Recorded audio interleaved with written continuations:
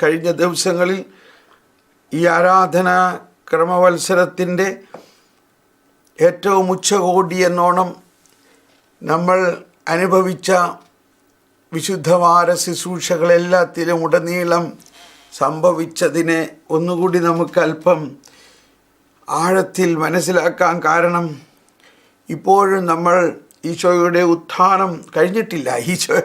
ഈശോയുടെ ഉത്ഥിതനായ ഈശോ സ്വർഗാരോഹണം ചെയ്യുന്നതിന് മുമ്പ് 40 ദിവസം തൻ്റെ സഹോദരങ്ങളോടൊപ്പം വസിച്ചു എന്നതാണ് ഇപ്പോൾ സംഭവിച്ചുകൊണ്ടിരിക്കുന്നത്. ആരാധനാക്രമം അനുസരിച്ച് അതിനെ മുന്നോടിയായിട്ടുള്ള ഈസ്റ്റർ ഒക്ടേവ് എന്ന് പറയും. ഉയർപ്പിൻ്റെ 8 ദിവസങ്ങൾ.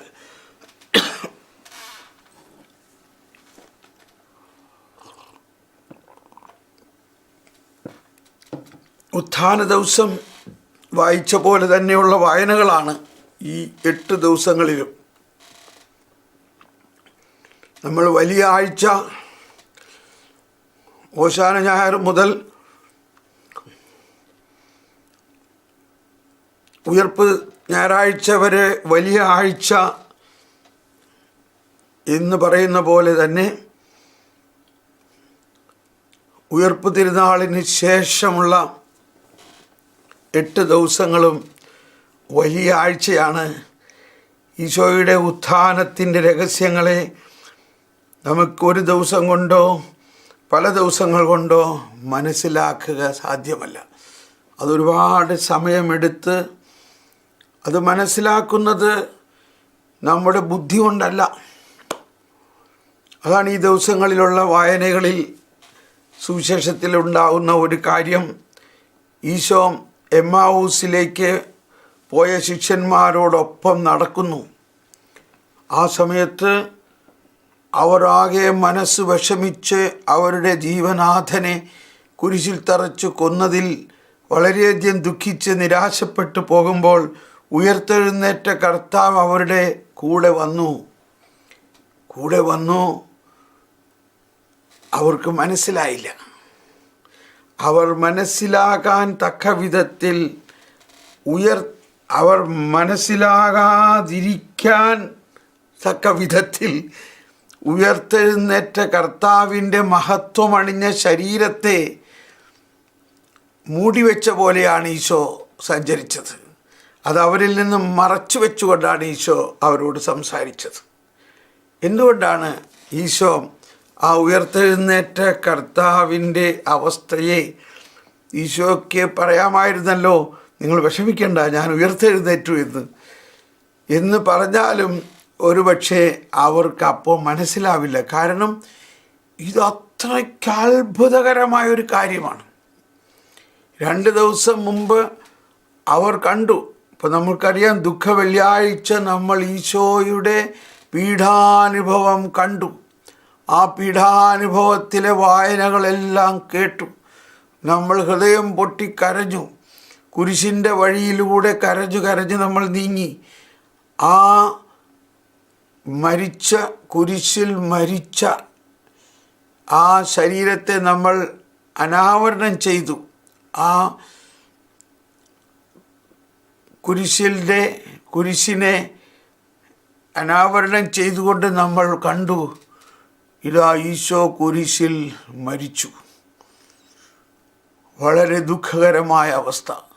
ഹൃദയം നുറുങ്ങി. ആ അവസ്ഥ കഴിഞ്ഞ് 2 ദിവസമേ ആയിട്ടുള്ളൂ.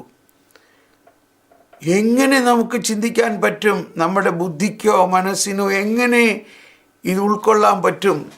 അത്ര ഭയാനകമായ മരണാവസ്ഥയിൽ നിന്നും ഇത്ര വിസ്മരണീയമായ ഈ മഹത്വാവസ്ഥയിലേക്ക് ഈശോ എങ്ങനെ വന്നു എന്ന് ഒരു മനുഷ്യബുദ്ധിക്കും ഉൾക്കൊള്ളാൻ സാധിക്കില്ല.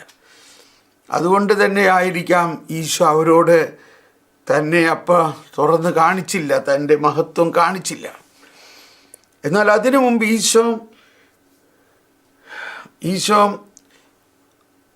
തന്നെക്കുറിച്ച് മോശയുടെ പുസ്തകങ്ങളിലും പ്രവാചക ഗ്രന്ഥങ്ങളിലും സങ്കീർത്തനങ്ങളിലും എഴുതിയിരിക്കുന്നത് വ്യാഖ്യാനിച്ച് അപ്പോൾ അവരുടെ ഹൃദയത്തിനൊരല്പം കത്തൽ അനുഭവപ്പെട്ടു. അവർക്കൊരു പ്രത്യാശ വന്നു. എന്നിട്ട് ഈശോ അങ്ങ് ദൂരേക്ക് പോകാനുള്ള പോലെ അങ്ങ് പോകുമ്പോൾ അവർ പറഞ്ഞു, ഇന്ന് ഞങ്ങളോടൊപ്പം തങ്ങും. നമുക്കറിയാം, ആരാധനാക്രമം അനുസരിച്ച് ഉയർപ്പ് ഞായറാഴ്ച ചില ആരാധനാക്രമത്തിൽ 9 വായനകളാണുള്ളത്. 9 വായനകൾ. അതായത് ഉൽപ്പത്തിയിലെ വായന, ഉൽപ്പത്തി മുതൽ പിന്നെ അബ്രാഹം, അതായത് ഉൽപ്പത്തി എന്ന് പറയുമ്പോൾ ആദ്യം തന്നെ സൃഷ്ടിയെക്കുറിച്ചുള്ള വായന, പിന്നെ അബ്രാഹത്തിനെ കുറിച്ചുള്ള വായന, പിന്നെ അതിനുശേഷം ചെങ്കടൽ കടന്ന് ജനം രക്ഷിക്കപ്പെടുന്ന അവസ്ഥ, ഇങ്ങനെ തുടർന്ന് ഏശയ്യായിലെ വായന, പിന്നെ സങ്കീർത്തനങ്ങൾ ഇടയ്ക്കിടയ്ക്ക്. അങ്ങനെ വാസ്തവത്തിൽ ആ ഉത്ഥാനത്തിൻ്റെ ആരാധനാക്രമത്തിൽ ഈശോ ഈ പറഞ്ഞ കാര്യങ്ങൾ തന്നെയായിരുന്നു അന്നത്തെ വായനകളെല്ലാം. പഴയ നിയമവും പ്രവചന പുസ്തകങ്ങളും പ്രവാചക ഗ്രന്ഥങ്ങളും സങ്കീർത്തനങ്ങളിലും എന്നെക്കുറിച്ച് പറഞ്ഞിട്ടുള്ളത്. അതായിരുന്നു നമ്മുടെ വായനകൾ. അതിലൂടെ അവസാനം ഉത്ഥാനത്തിലേക്ക് വന്നെത്തി. ഉത്ഥാനത്തിലേക്കുള്ള ആ പ്രവചനങ്ങളായിരുന്നു അതെല്ലാം. അതെല്ലാം വായിച്ച് കഴിഞ്ഞ്, അതെല്ലാം ഈശോ വ്യാഖ്യാനിച്ച് കഴിഞ്ഞ് അവൻ അവരോടൊപ്പം ഭക്ഷണത്തിനിരുന്നു. എമ്മാവൂസിൽ അവൻ അപ്പമെടുത്ത് വാഴ്ത്തി വിഭജിച്ചു അവർക്ക് കൊടുത്തു. അപ്പോൾ അവരുടെ കണ്ണുകൾ തുറക്കപ്പെട്ടു. അവർ മനസ്സിലാക്കി, ഇത് നമ്മുടെ കർത്താവ് ഈശോ മിശിഹായാണല്ലോ, കർത്താവ് സത്യമായി ഉയർത്തെഴുന്നേറ്റു. പക്ഷേ അപ്പോൾ നോക്കുമ്പോൾ ആളെ കാണാനില്ല. അവരുടെ കൂടെ നടന്നു വന്ന ആ കർത്താവിനെ കാണാനില്ല. അവരുടെ കൂടെ നടന്നു വന്ന ആ ആള് കർത്താവാണെന്ന് മനസ്സിലായി. പക്ഷേ ആ ആൾ അപ്രത്യക്ഷമായി. എന്ത് സംഭവിച്ചു? ആ ആള്, അതാണ് മഹത്വീകരിക്കപ്പെട്ട അവസ്ഥയുടെ ഒരു പ്രത്യേകത. ഉയർത്തെഴുന്നേറ്റ മഹത്വീകരിക്കപ്പെട്ട ശരീരം, നമ്മൾ പല പ്രാവശ്യം കേട്ടതാണ്, ദീപ്തം, അക്ഷയം, ലഘുത്വം ഉള്ള ഈ ശരീരം അപ്പമായി അവരുടെ അകത്തേക്ക് കയറി. അതാണ് ഉയർപ്പിൻ്റെ പ്രത്യേകത. ഒരു വശത്ത് അവനെ അവർ കണ്ടില്ല, അപ്രത്യക്ഷനായി. എങ്കിലും അവനെ അന്വേഷിക്കാൻ അവർക്ക് തോന്നിയില്ല. കാരണം അവർ ആനന്ദം കൊണ്ടും വലിയ വിസ്മയനീയത കൊണ്ട് നിറഞ്ഞു അവരുടെ ആത്മാവ്. ഉത്ഥാനത്തിൻ്റെ സകല രഹസ്യവും ഉത്ഥിതനായ ക്രിസ്തുവിനെ കൗദാശികമായി സ്വീകരിക്കുമ്പോൾ മാത്രമാണ് നമുക്ക് മനസ്സിലാകുക. അത് അല്ലാതെ നമ്മുടെ ബുദ്ധി കൊണ്ട് മനസ്സിലാവില്ല എന്ന് പറയാനാണ് ഇത്രയും നമ്മൾ ധ്യാനിച്ചത്. അതുകൊണ്ടാണ് അപ്പസ്തോലന്മാർക്ക് പോലും ഉത്ഥാനം ചെയ്തു എന്ന് പറഞ്ഞിട്ട് മഗ്ദലന മറിയം ചെന്ന് പറഞ്ഞിട്ട് അവർക്കത് മനസ്സിലാവുന്നില്ല. അത് അവരുടെ കുറ്റമല്ല, അതങ്ങനെ ബുദ്ധി കൊണ്ട് മനസ്സിലാക്കാൻ പറ്റുന്നതല്ല. ഇന്നും അത് തന്നെയാണ് നമ്മൾക്ക് ഉണ്ടായിരിക്കുന്ന ഒരവസ്ഥ. ഉത്ഥാനത്തിൻ്റെ വിസ്മയം നമ്മളിപ്പോഴും കൂടുതൽ മനസ്സിലാക്കിയിട്ടില്ല. ഇത് നമ്മൾ കുറ്റം പറയല്ല, അത് അത്രയ്ക്ക് വിശാലമാണ് എന്നത് വർണ്ണിക്കാൻ ഞാനൊരു ഭാഷ ഉപയോഗിക്കുന്നതാണ്. ഇനി നമുക്ക് അല്പം കൂടി അതിൻ്റെ ആഴത്തിലേക്ക് ചെല്ലാം. എന്താണ് മരണം? ദുഃഖവെള്ളിയാഴ്ച നമ്മൾ കണ്ടു, ഈശോ മരിച്ചു, ഈശോയെ അടക്കി. ഓർക്കുന്നുണ്ടോ? നമ്മൾ മരമണി കിലുക്കാൻ തുടങ്ങി. മരമണി നമ്മൾ അത്രയും ദിവസവും കിലുക്കിയിരുന്ന മണി മാറി, മരമണി. ഇതെല്ലാം ആരാധനയിൽ ഉള്ള വളരെ പ്രത്യേകമായ നമ്മളുടെ അനുഭവത്തിലേക്ക് നയിക്കുന്ന വലിയ കാര്യമാണ്. മരമണികിലുങ്ങി ഈശോയെ കബറിടത്തിൽ അടക്കി.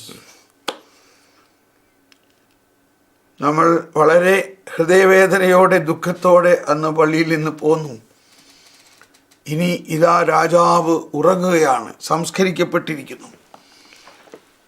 അപ്പോൾ ഇവിടെ നമ്മൾ മരണം എന്ന് നമ്മൾ പറയുമ്പോൾ പലപ്പോഴും നമ്മൾ അതിൻ്റെ ആന്തരിക അർത്ഥം ഗ്രഹിക്കുന്നില്ല. മരണം എന്ന് നമ്മൾ പറയുമ്പോൾ കാര്യം അവസാനിച്ചു എന്നുള്ള ഒരു ചിന്തയാണ്. ഈശോയുടെ ജീവിതത്തിലും ആയാലും നമ്മുടെ ജീവിതത്തിലായാലും മരണം എന്നത് അവസാനമല്ല എന്നുള്ള ഒരു സത്യം നമ്മൾ ഇവിടെ മനസ്സിലാക്കണം. നമ്മൾ മരണത്തെക്കുറിച്ച് വളരെ ദുഃഖിക്കുന്നു, ശരിയാണ്. പക്ഷേ വിശ്വാസത്തിൻ്റെ കാഴ്ചപ്പാടിൽ മരണം എന്നാൽ ഒരു അവസാനമല്ല. 624 മുതലൊന്ന് കേൾക്കാം. CCC 624. യേശു ക്രിസ്തു സംസ്കരിക്കപ്പെട്ടു. നമ്മളിത് ഇപ്പോൾ പഠിക്കുമ്പോൾ നമ്മൾ തൊട്ട് 2 ദിവസം മുമ്പ് അനുഭവിച്ച അതിൻ്റെ ഒന്നുകൂടി നമുക്ക് അതിൻ്റെ ആഴത്തിലേക്ക് പ്രവേശിക്കാൻ വേണ്ടിയിട്ടാണ്. 624 CCC നമ്മൾ മതബോധനത്തിൻ്റെ തന്നെ പഠനമാണ്. ദൈവകൃപയാൽ അവിടുന്ന് എല്ലാവർക്കും വേണ്ടി, എബ്രായർ 2:9, അവിടുന്ന് എല്ലാവർക്കും വേണ്ടി മരണം രുചിച്ചറിഞ്ഞു.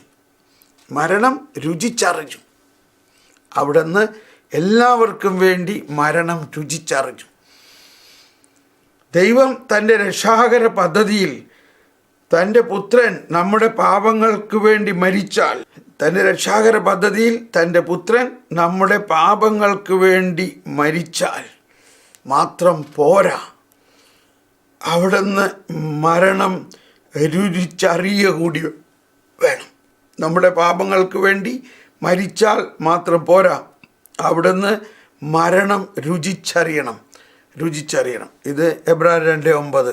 മരണത്തെ ആശ്ലേഷിക്കാനായി ദൂതന്മാരേക്കാൾ അല്പം താഴ്ത്തപ്പെട്ടവനായ യേശു മരണത്തിന് അധീനനാവുകയും മഹത്വത്തിൻ്റെയും ബഹുമാനത്തിൻ്റെയും കിരീടം അണിഞ്ഞവനായി കാണപ്പെടുകയും ചെയ്തു. മരണം രുചിച്ചറിഞ്ഞു. നമ്മുടെ പാപങ്ങൾക്ക് വേണ്ടി മരിച്ചാൽ മാത്രം പോരാ, അവിടുന്ന് മരണം രുചിച്ചറിയുക വേണം എന്ന് നിശ്ചയിച്ചു. മരണത്തിൻ്റെ അവസ്ഥ, അതായത് അവിടുന്ന് കുരിശിൽ വെച്ച് പ്രാണൻ വെടിഞ്ഞ സമയത്തിനും, എല്ലാവരും ശ്രദ്ധിക്കണം ഇനിയുള്ള ഭാഗം, അവിടുന്ന് കുരിശിൽ വെച്ച് പ്രാണൻ വെടിഞ്ഞ സമയത്തിനും മരിച്ചവരിൽ നിന്ന് ഉയർപ്പിക്കപ്പെട്ട സമയത്തിനും ഇടയിൽ അവിടുത്തെ ആത്മാവിനെ ശരീരത്തിൽ നിന്നുണ്ടായ വേർപാടിൻ്റെ അവസ്ഥ അനുഭവിക്കണമെന്നുകൂടി അവിടുന്ന് നിശ്ചയിച്ചു. അതാണ് മരണം എന്നത് 1 കൊറിന്ത്യസ് 15:3 കംപ്ലീറ്റ് ആയില്ല. 1 കൊറിന്ത്യസ് 15 പറയാൻ ഉദ്ദേശിക്കുന്ന ഭാഗം 15:4. ക്രിസ്തു നമ്മുടെ പാപങ്ങൾക്ക് വേണ്ടി മരിക്കുകയും സംസ്കരിക്കപ്പെടുകയും എഴുതിപ്പെട്ടിരിക്കുന്നത് പോലെ 3-ാം ദിവസം ഉയർപ്പിക്കപ്പെടുകയും ചെയ്തു. ഓക്കെ, അപ്പോൾ ഇവിടെ ഒരു വിസ്മയനീയത നമ്മൾ ഇതിൻ്റെ ഇടയിൽ മനസ്സിലാക്കണം. ആ കുരിശിൽ ഈശോ വെച്ച് പ്രാണൻ വെടിഞ്ഞ സമയത്തിനും, പ്രാണൻ വെടിഞ്ഞു എന്ന് പറഞ്ഞാൽ എന്താ അർത്ഥം? ഒന്ന്, മരിച്ചവരിൽ നിന്ന് ഉയർപ്പിക്കപ്പെട്ട സമയത്തിനും ഇടയിൽ, അതാണ് സംസ്കരിക്കപ്പെട്ട അവസ്ഥയിൽ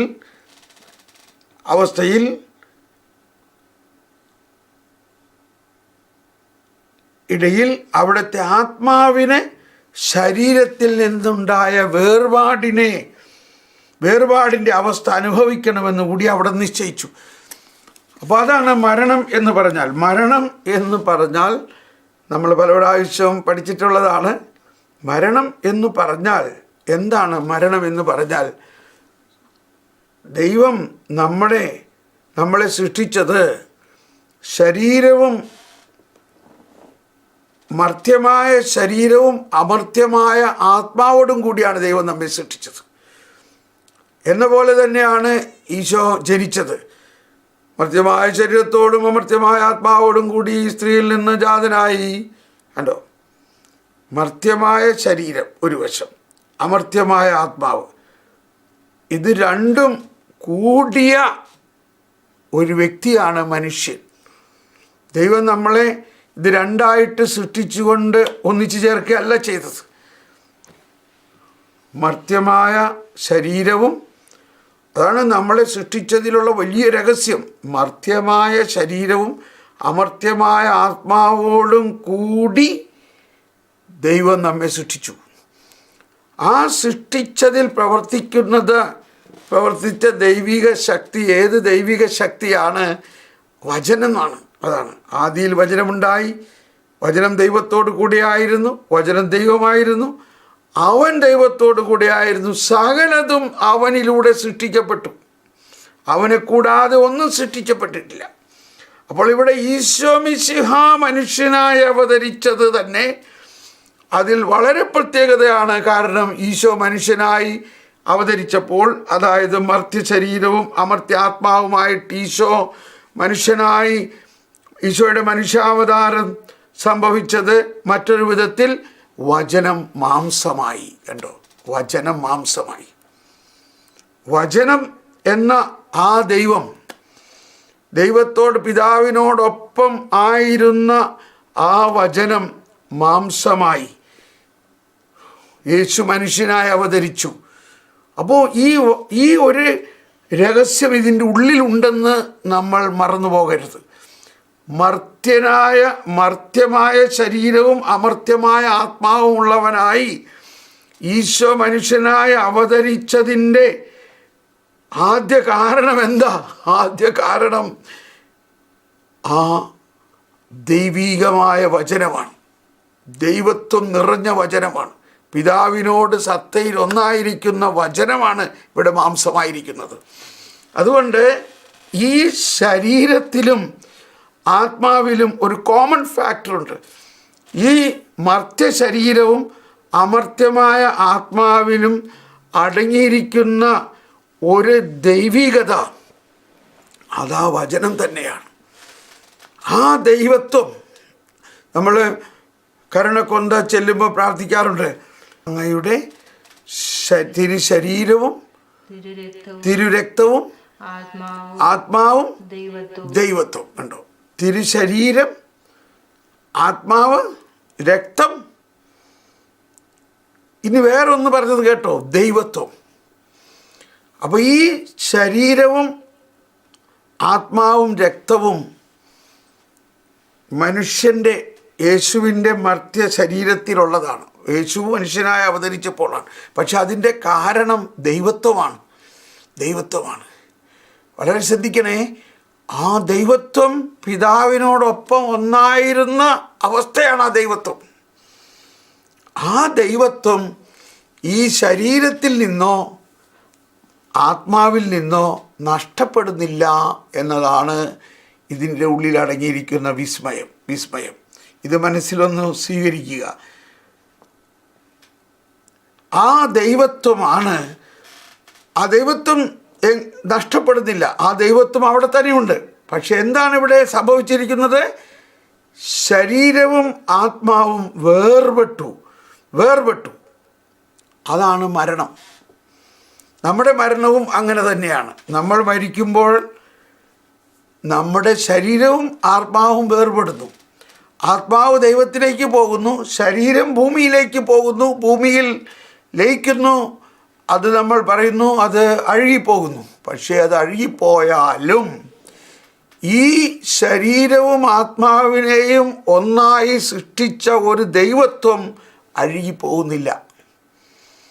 ആ ദൈവത്വം നിലനിൽക്കുന്നത് കൊണ്ടാണ് പിന്നീട് ലോകാവസാനത്തിൽ നമ്മുടെ ഈ ശരീരത്തെ ഉയർപ്പിച്ച് നമ്മുടെ തന്നെ ആത്മാവിനോട് ചേർക്കുന്നത് ഈ ദൈവത്വമാണ്. അത് മനസ്സിലായാൽ ഇപ്പോൾ എളുപ്പം മനസ്സിലാവും. നമ്മൾ അന്ത്യദിനത്തിലെ പുനരുത്ഥാനത്തിലെ നിത്യജീവിതത്തിൽ ഞാൻ വിശ്വസിക്കുന്നു എന്ന് വിശ്വാസ പ്രമാണത്തിൽ പ്രഖ്യാപിക്കുന്നു. ആ പ്രഖ്യാപനം നമ്മളുടെ വിശ്വാസത്തിൻ്റെ വലിയ ഒരു പ്രഖ്യാപനമാണ്. അന്ത്യദിനത്തിൽ, അതായത് ഇപ്പോൾ നമ്മൾ മരിക്കുമ്പോൾ അഴുകിപ്പോകുന്ന ഈ ശരീരം അന്ത്യദിനത്തിൽ ഉയർത്തെഴുന്നേറ്റിട്ട് ഞാൻ വേറൊരു ചിന്ത തരാൻ കേട്ടോ, ഒരാശയം. ഈ നമ്മുടെ ശരീരം വേറെ ഏതെങ്കിലും ആത്മാവിനോട് ചേരാൻ പാടുണ്ടോ? ചേരുവോ? ചേരില്ല. എന്തുകൊണ്ട് ചേരില്ല? ഇത്രയും വർഷങ്ങൾക്ക് ശേഷം നമ്മൾ ഉയർത്തെഴുന്നേൽക്കുമ്പോൾ നമ്മുടെ അഴുകിപ്പോയ ശരീരം ഉയർത്തെഴുന്നേറ്റിട്ട് നമ്മുടെ തന്നെ ആത്മാവിനോട് ചേരുമെന്നതിൻ്റെ ഉറപ്പെന്താ?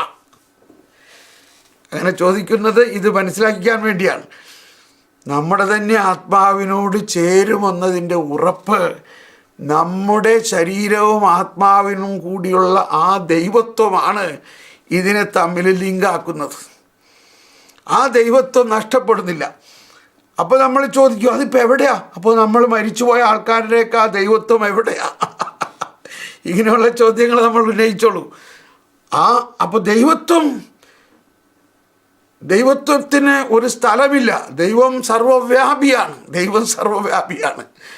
ആ ദൈവത്വത്തിന് ഒരു സ്ഥലത്തിൻ്റെ ആവശ്യമില്ല. That is beyond space and time.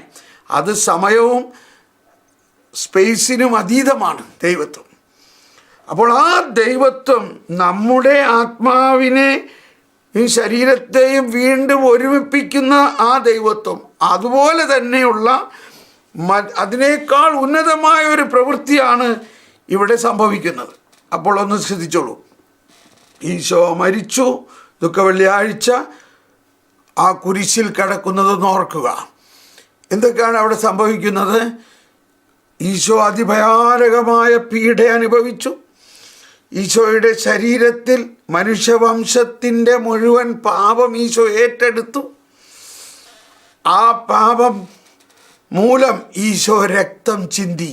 ആ പാപം അടങ്ങിയിരിക്കുന്ന രക്തം ചിന്തി. ആ രക്തം മുഴുവനും ഈശോയുടെ ശരീരം മുഴുവനും നനഞ്ഞ് ആ രക്തം മുഴുവൻ ഒഴുകി തീർന്നു. കണ്ടോ? അതൊരു വിഷയമാണ്.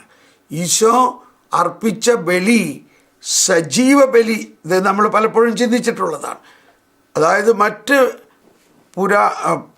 മറ്റ് ബലികൾ, ആടിനെ കാളയൊക്കെ ബലിയർപ്പിക്കുമ്പോൾ ആടിനെ കൊന്നു, അതിന് രക്തം പോയി, അതിനെ മാംസം അർപ്പിക്കുന്നു. അങ്ങനത്തെ ഒരു ബലിയല്ല ഈശോ അർപ്പിച്ചത്. ഈശോ മരിക്കാതെയാണ് അർപ്പിച്ചത്. അതുകൊണ്ടാണ് സജീവ ബലി. ഈശോ സജീവ ബലി അർപ്പിക്കുമ്പോൾ അർപ്പിച്ച ആ ബലിയിൽ നിന്നൊഴുകിയ രക്തം നമ്മുടെ പാപമോചനത്തിൻ്റെ ഉപകരണമായി. അങ്ങനെ ആ രക്തം മുഴുവനും വാർന്നു പോയി. കണ്ടോ? അതാണ് കുരിശിൽ 3 മണിക്കൂർ നേരം ഈശോ അങ്ങനെ കിടന്നു. എന്തിനാണ്? ആ രക്തം മുഴുവനും വാർന്നു പോയി. അങ്ങനെ ആ രക്തം മുഴുവനും വാർന്നു പോകുമ്പോൾ അതിൻ്റെ അവസാന നിമിഷത്തിൽ ഈശോ പ്രാർത്ഥിച്ചു, ഐ തേസ്റ്റ്, എനിക്ക് ദാഹിക്കുന്നു, എൻ്റെ ശരീരം അങ്ങേക്കായി ദാഹിക്കുന്നു. ഓക്കെ. അങ്ങനെ ഈശോയുടെ ദാഹം മനുഷ്യരുടെ രക്ഷയ്ക്ക് വേണ്ടിയുള്ള ദാഹമാണ്. എന്നിട്ട് ഈശോ തൻ്റെ ആത്മാവിനെ സമർപ്പിച്ചുകൊണ്ട്, പിതാവേ, അങ്ങയുടെ കരങ്ങളിൽ എൻ്റെ ആത്മാവിനെ ഞാൻ സമർപ്പിക്കുന്നു എന്ന് പറഞ്ഞപ്പോൾ ഈശോയുടെ തന്നെ ആത്മാവിനെ ഈശോ നമുക്കായി സമർപ്പിക്കുകയും തൻ്റെ ശരീരത്തിൽ നിന്നും ആത്മാവ് വിട്ടു. ഇതാണ് മരണം. ശരീരവും ആത്മാവും വേർപെട്ടു, രക്തം മുഴുവനും വാർന്നുപോയി, ഈശോ മരിക്കുന്നു. ഇനിയാണ് വലിയ രഹസ്യം അടങ്ങിയിരിക്കുന്നത്. ഈ രഹസ്യം അടങ്ങിയിരിക്കുന്ന ആ ദുഃഖവെള്ളിയാഴ്ച കഴിഞ്ഞിട്ട് ഉയർപ്പ് വരെയുള്ള സംഭവത്തെ നമ്മൾക്ക് അധികം ആരും വർണ്ണിച്ചു തരുന്നില്ല. ഒന്നാമത്തെ കാര്യം, അത് എത്ര വർണ്ണിച്ചാൽ നമുക്കത്ര എളുപ്പം മനസ്സിലാവില്ല. ഒരുപക്ഷെ ഇന്ന് നമുക്കത് മനസ്സിലാക്കാൻ സാധിച്ചേക്കും. ശരീരവും ആത്മാവും വേർപെട്ടു. ഇനി വായിക്കുന്നത് കേട്ടോളൂ. അവിടുത്തെ ആത്മാവിനെ ശരീരത്തിൽ നിന്നുണ്ടായ വേർപാടിൻ്റെ അവസ്ഥ, അതാണ് മരണം, അനുഭവിക്കണമെന്ന് കൂടി അവിടെ നിശ്ചയിച്ചു. മരണമടഞ്ഞ ക്രിസ്തുവിൻ്റെ അവസ്ഥ കബറിടത്തിൻ്റെയും പാതാളത്തിലേക്ക് ഇറങ്ങുന്നതിൻ്റെയും രഹസ്യമാണ്. മരണമടഞ്ഞ ക്രിസ്തുവിൻ്റെ അവസ്ഥ കബറിടത്തിൻ്റെയും പാതാളത്തിലേക്ക് ഇറങ്ങുന്നതിൻ്റെയും രഹസ്യമാണ്. അത് ക്രിസ്തു മർത്യരക്ഷ പൂർത്തിയാക്കിയിട്ട് കബറിടത്തിൽ ശയിച്ചുകൊണ്ട് ദൈവത്തിൻ്റെ മഹത്തായ സാബത്ത് വിശ്രമത്തെ പ്രകാശിപ്പിക്കുന്നതും പ്രപഞ്ചത്തിന് മുഴുവനും സമാധാനം കൊണ്ടുവരുന്നതുമായ വിശുദ്ധ ശനിയാഴ്ചയുടെ രഹസ്യമാണ്. അപ്പോൾ ഇവിടെയാണ് ക്രിസ്തു സകല മരിച്ചവരോടും കൂടെ ഒന്നാവുന്നു. അതാണ് മരണം രുചിച്ചറിഞ്ഞു. ദൈവമാണ് എങ്കിലും നമുക്ക് വേണ്ടി, നമ്മുടെ മരണത്തിൽ പങ്കാളിയാകാൻ വേണ്ടി നമ്മുടെ മരണം രുചിച്ചറിഞ്ഞു. എവിടെ മുതൽ? പാതാള സന്ദർശനം. ഈശോയുടെ പാതാള സന്ദർശനത്തിൽ, അതിനുശേഷം ഈശോ പാതാള സന്ദർശനം, അതായത് ആദം മുതൽ, ആദവും ഹവ്വയും പൂർവ്വപിതാക്കന്മാരെ എല്ലാവരെയും ഉയർപ്പിക്കുന്നു, അവർക്ക് ജീവൻ നൽകുന്നു, അവരെ മരണത്തിൽ നിന്നും, ജീവൻ്റെ നാഥനായവൻ മരണം വരിച്ചുകൊണ്ട് മരണത്തെ, പിശാചിനെ ഇല്ലാതാക്കിക്കൊണ്ട് പാതാളത്തിലേക്ക് ഇറങ്ങി.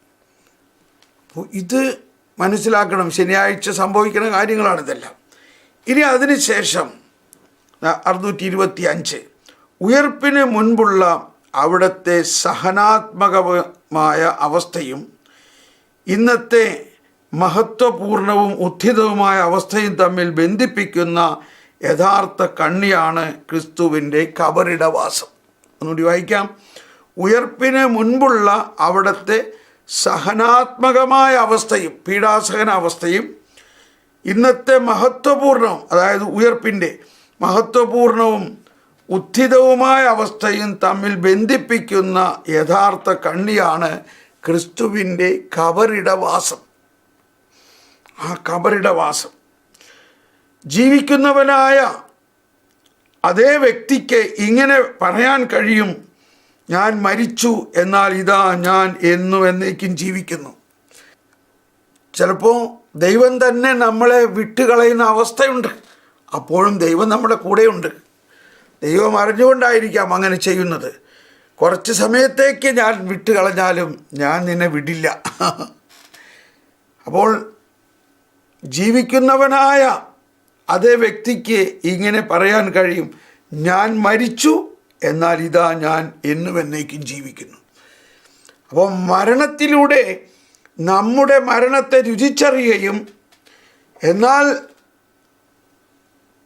ആ മരിച്ച അവസ്ഥയിലും വാസ്തവത്തിൽ യേശുവിൽ വിസ്മയനീയമായ ഒരു ജീവൻ കുടികൊള്ളുന്നു എന്നതാണ്. ഞാൻ മരിച്ചു, എന്നാൽ ഇതാ ഞാൻ എന്നേക്കും ജീവിക്കുന്നു. ഇനി അടുത്ത് വരുന്ന ഭാഗം അതിൻ്റെ ഒരു വിവരണമാണ്. ഇത് വളരെ ശ്രദ്ധിക്കണം. നിങ്ങളിത് ഈ ഭാഗം എടുത്ത് വെച്ച് വായിച്ച് പഠിക്കണം. പുത്രൻ്റെ മരണത്തെയും മരിച്ചവരിൽ ഉത്ഥാനത്തെയും കണ്ടു. രണ്ട് കാര്യമാണ് ഇവിടെ. രണ്ട് കാര്യമാണ്. ഒന്ന് പുത്രൻ്റെ മരണം, രണ്ട് പുത്രൻ്റെ മരിച്ചവരിൽ നിന്നുള്ള ഉത്ഥാനത്തെയും സംബന്ധിക്കുന്ന ദൈവിക പദ്ധതിയുടെ രഹസ്യം ഇതാണ്. ശ്രദ്ധിക്കണം. എളുപ്പം മനസ്സിലാവണമെന്നില്ല. മനസ്സിലായില്ലെങ്കിൽ പരിശുദ്ധാത്മാവെ മനസ്സിലാക്കൽ തരണമേ എന്ന് പ്രാർത്ഥിക്കണം. രണ്ടാം വഴി, അത് ഈ രണ്ട് വഴിയും, അതായത് മരണവും ഈ ഉത്ഥാനവും, അതാണ് രണ്ടാം വഴി. ആത്മാവ് ശരീരത്തിൽ നിന്ന് വേർതിരിക്കപ്പെടുകയും, കണ്ടോ, ഇതാണ് മരണം എന്നതിൻ്റെ അർത്ഥമെന്ന് ഞാൻ പല പ്രാവശ്യം പറഞ്ഞു. മരണം എന്ന് പറഞ്ഞാൽ ആത്മാവ് ശരീരത്തിൽ നിന്നും വേർതിരിക്കപ്പെടുകയും പ്രകൃതിയുടെ അനിവാര്യമായ ക്രമം ലംഘിക്കാതിരിക്കുകയും ചെയ്യുന്നു. പ്രകൃതിയുടെ അനിവാര്യമായ ക്രമം ലംഘിക്കാതിരിക്കുകയും ചെയ്യുന്നു. ഉത്ഥാനത്തിലൂടെ എല്ലാം അവനിൽ പുനഃസ്ഥാപിക്കപ്പെടുന്നു.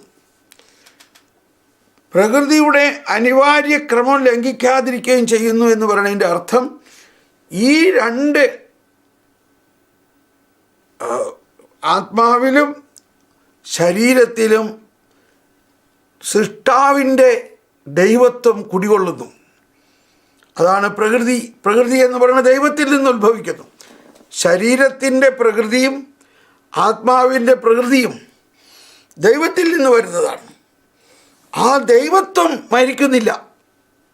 മരണമെന്നത് ആത്മാവും ശരീരവും വേർപെടുന്നതിന് മരണമെന്ന് പറയുന്നു. എന്നാൽ ഇത് രണ്ടിലും ഉണ്ടായിരുന്ന പ്രകൃതി, അതായത് ദൈവികത, ദൈവത്വം മരിക്കുന്നില്ല. അത് വെച്ച് നോക്കുമ്പോൾ റെവലേഷൻ 1:18 ഒന്നുകൂടി വായിച്ചു, ഞാൻ മരിച്ചു എന്നാൽ ഇതാ ഞാൻ എന്നും എന്നേക്കും ജീവിക്കുന്നു. കാരണം ജീവൻ്റെ ഉറവിടമായ ദൈവത്തിൻ്റെ ആ ദൈവികത ഈ ശരീരത്തിലും ആത്മാവിലും കൊടികൊള്ളുന്നു. എന്നാൽ അത് രണ്ടും തമ്മിൽ വേർതിരിച്ചിരിക്കുന്നു. ഇനി അടുത്തത് ഉത്ഥാനത്തിലൂടെ. എന്താ ഉത്ഥാനം? ഉത്ഥാനത്തിലൂടെ എല്ലാം അവനിൽ പുനഃസ്ഥാപിക്കപ്പെടുന്നു. അപ്പോൾ ഉത്ഥാനം എന്ന് പറഞ്ഞാൽ ആ ദൈവത്വം ഈ ശരീരത്തെയും ആത്മാവിനെയും വീണ്ടും ഒരുമിപ്പിക്കുന്നു. എങ്ങനെ ഒരുമിപ്പിക്കുന്നു? മുൻപുണ്ടായതിനേക്കാൾ വലിയ യോഗ്യതകൾ നൽകിക്കൊണ്ട് മഹത്വീകരിക്കപ്പെട്ട അവസ്ഥയിൽ യോജിപ്പിക്കുന്നു. ഒരു മഹത്വീകരിക്കപ്പെട്ട അവസ്ഥ.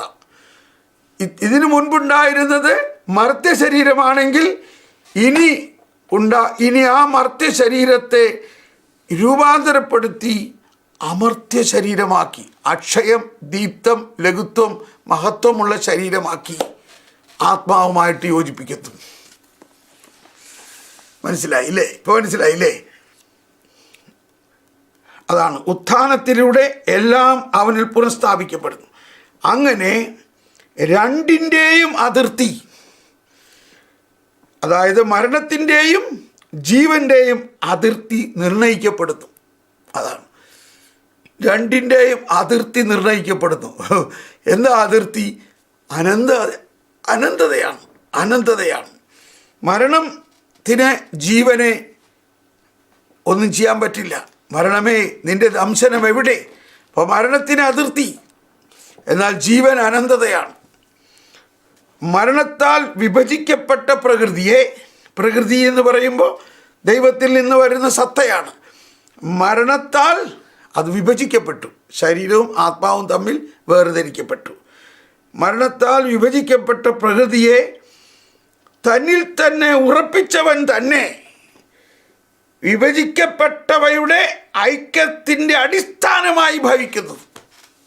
അതാണ് ആ വിഭജിക്കപ്പെട്ട ശരീരത്തിലും ആത്മാവിലും അടിസ്ഥാനമായിട്ടുണ്ടായിരുന്ന ദൈവത്വം. ഒന്നും മരിക്കുന്നില്ല ഇതിനകത്ത്. ശരീരം മരിക്കുന്നില്ല, ആത്മാവ് മരിക്കുന്നില്ല, രക്തം മരിക്കുന്നില്ല. ഇതെല്ലാം പൂർണ്ണമായിട്ട് പുനഃസ്ഥാപിക്കപ്പെടും. മരണം എന്ന് പറയുന്നത് അത് രണ്ടും വേർപെട്ട അവസ്ഥയാണ്. അതുകൊണ്ടാണ് നമ്മൾ അവിടെ അത് സമർപ്പിക്കുന്നു എന്ന് പറയുന്നതും ഈശോ ഉറങ്ങുന്നു എന്ന് പറയുന്നതും എല്ലാം. അങ്ങനെ മരണത്താൽ വിഭജിക്കപ്പെട്ട പ്രകൃതിയെ കണ്ടോ, പ്രകൃതി എന്ന് പറഞ്ഞാൽ ആ ദൈവത്വം അത് വിഭജിക്കപ്പെട്ടു. രണ്ടുപേരിലും ഉണ്ട്, പക്ഷേ വിഭജിക്കപ്പെട്ട രൂപത്തിലാണ്.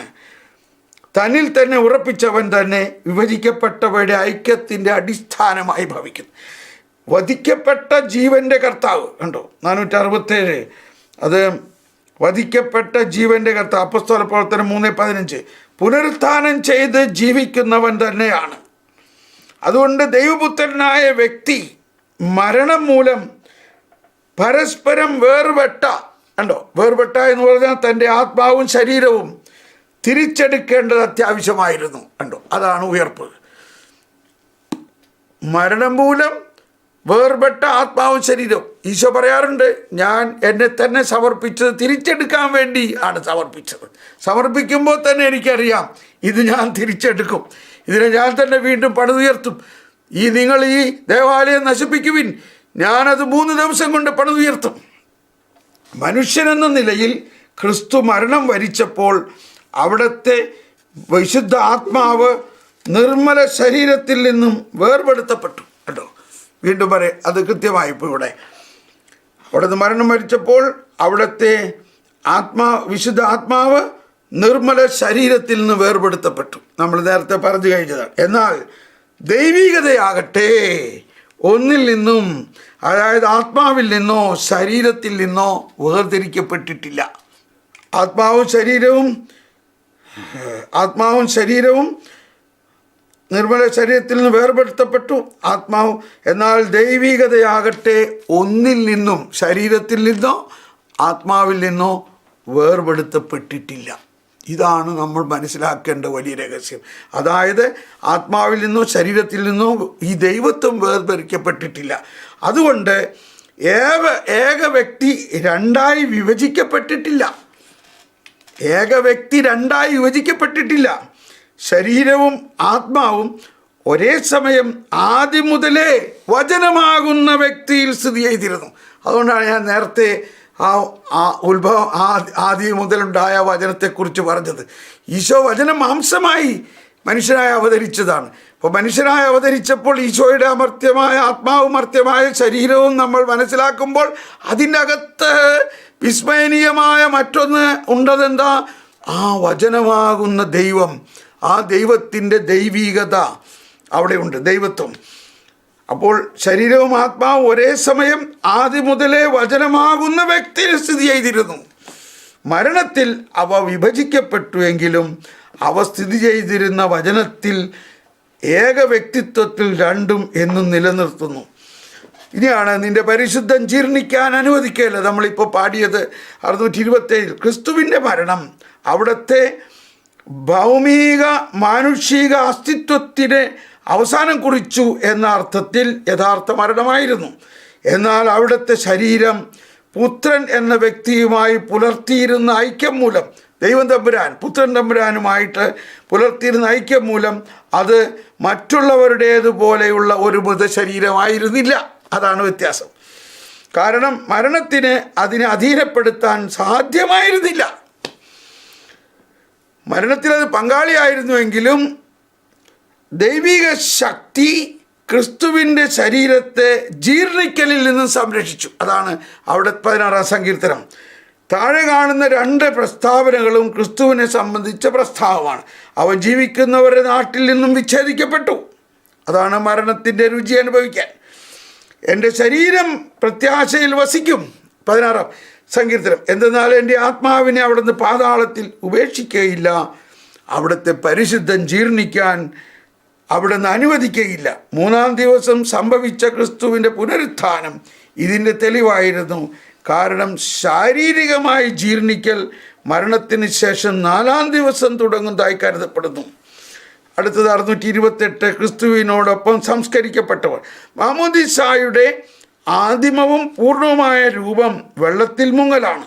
പുതിയ ജീവിതത്തിനായി ക്രിസ്തുവിനോടൊപ്പം പാപത്തിന് മരിക്കുന്ന ഒരു ക്രൈസ്തവൻ കബറിടത്തിലേക്ക് ഇറങ്ങുന്നതിനെ മാമോദീസ ഫലപ്രദമായ വിധത്തിൽ സൂചിപ്പിക്കുന്നു. അതുകൊണ്ട് മാമോദീസ വഴി നാം അവനോട് കൂടെ മരണത്തിലേക്ക് സംസ്കരിക്കപ്പെട്ടു. നമ്മളെല്ലാവരും കബറിടത്തിൽ അടക്കപ്പെട്ടു. പിതാവിൻ്റെ മഹത്വത്താൽ മിശിഹ മരിച്ചവരിൽ നിന്ന് ഉയർപ്പിക്കപ്പെട്ടതുപോലെ നാമും ഒരു പുതിയ ജീവിതം നയിക്കുന്നതിന് വേണ്ടിയാണിത്.